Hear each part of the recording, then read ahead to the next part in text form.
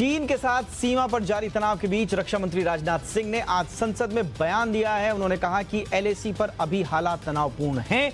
रक्षा मंत्री के अनुसार चीन ने एलएसी और अंदरूनी क्षेत्रों में बड़ी संख्या में सैनिक टुकड़ियां और गोला बारूद को इकट्ठा किया है। उन्होंने कहा कि भारतीय सेना ने भी पूरी तैयारी कर ली है।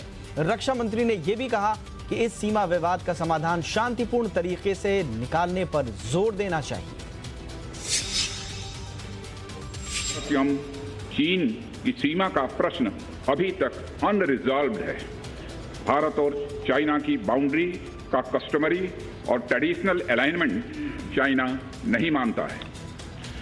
हम यह मानते हैं कि यह अलाइनमेंट वेल एस्टेब्लिश्ड भौगोलिक सिद्धांतों पर आधारित है, जबकि चाइना यह मानता है कि बाउंड्री अभी भी औपचारिक रूप से निर्धारित नहीं है। कि चाइना भारत की लगभग 38,000 स्क्वायर किलोमीटर भूमि का अनधिकृत कब्जा लद्दाख में किए हुए है। भारत से लद्दाख में करारी शिकस्त खाने के बाद चीन की एक और नापाक हरकत का खुलासा हुआ है। चीन अब भारतीय अर्थव्यवस्था की निगरानी करने में जुट गया है। जी हां, एक अंग्रेजी अखबार की रिपोर्ट के मुताबिक चीन भारत के payment apps, supply chain, delivery apps और इन एप्स के सीईओज और सीएफओ समेत करीब 1400 व्यक्तियों और संस्थाओं की जासूसी कर रहा है।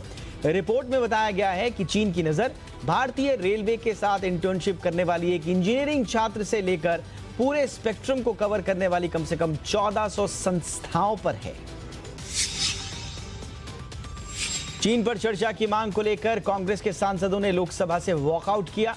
कांग्रेस नेता अधीर रंजन चौधरी ने कहा कि राजनाथ सिंह सदन में बयान दे रहे हैं। हमारी सेना सीमाओं की रक्षा के लिए दिन रात मेहनत करती है। उन्होंने कहा कि वो सेना के साथ हैं। कांग्रेस के लिए देश सबसे पहले है। उन्होंने कहा कि चीन को लेकर चर्चा की मांग शुरू से वो कर रहे हैं, लेकिन हमारी बात नहीं मानी गई। अधीर रंजन ने कहा कि जब रक्षा मंत्री बोल रहे थे तो सेना के जवानों के प्रति समर्थन दिखाने के लिए हमारे प्रधानमंत्री सदन में मौजूद नहीं थे।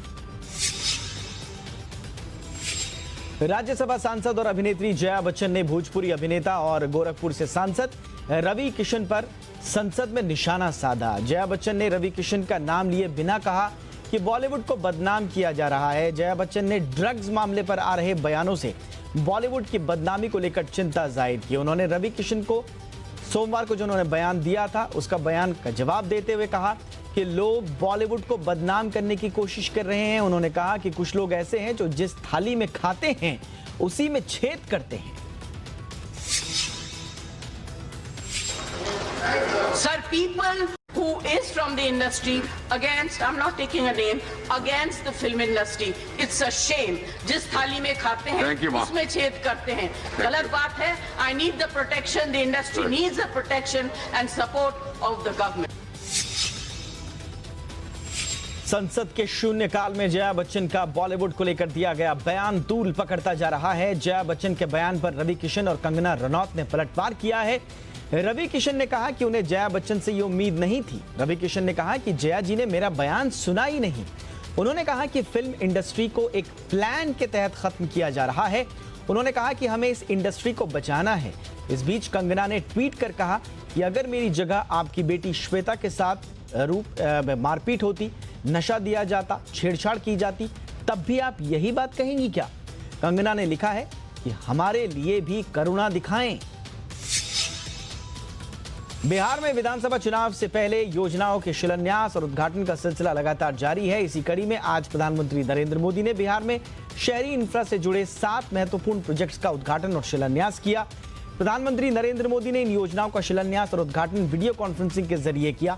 इस दौरान पीएम मोदी ने घोटालों पर तंज कसते हुए कहा कि सड़कें हो, गलियां हो, पीने का पानी हो, ऐसी अनेक मूल समस्याओं को या तो टाल दिया गया या फिर जब भी इनसे जुड़े काम हुए वो घोटालों की भेंट चढ़ गए। राष्ट्र निर्माण के इस काम में बहुत बड़ा योगदान बिहार का भी है। बिहार तो देश के विकास को नई ऊंचाई देने वाले लाखों इंजीनियर देता है। बिहार की धरती तो आविष्कार और इनोवेशन की पर्याय रही है। बिहार के कितने ही बेटे हर साल देश के सबसे बड़े इंजीनियरिंग संस्थानों में पहुंचते हैं, अपनी चमक बिखेरते हैं। मोदी कैबिनेट से आज दरभंगा में एम्स को मंजूरी मिल गई है। 1264 करोड़ रुपए की लागत से बनने वाली दरभंगा एम्स का निर्माण कार्य 48 महीने में पूरा करने का लक्ष्य रखा गया है। पिछले दिनों ही वित्त मंत्रालय ने एम्स निर्माण में आने वाली लागत को हरी झंडी दे दी थी। प्राइमरी प्रोजेक्ट रिपोर्ट के अनुसार दरभंगा एम्स 750 बेड का होगा। केंद्रीय मंत्री अश्विनी चौबे ने कहा कि बिहार का दूसरा एम्स दरभंगा में बनने से उत्तर बिहार की जनता को काफी लाभ मिलेगा। देश में कोरोना संक्रमण के मामले थमने का नाम नहीं ले रहे हैं। देश में कुल संक्रमितों की संख्या 49,30,000 के पार पहुंच गई है। सरकार के आंकड़ों के मुताबिक बीते 24 घंटे में पूरे देश में 83,300 से ज्यादा मामले दर्ज किए गए हैं और 1,000 से ज्यादा लोगों की जान गई है।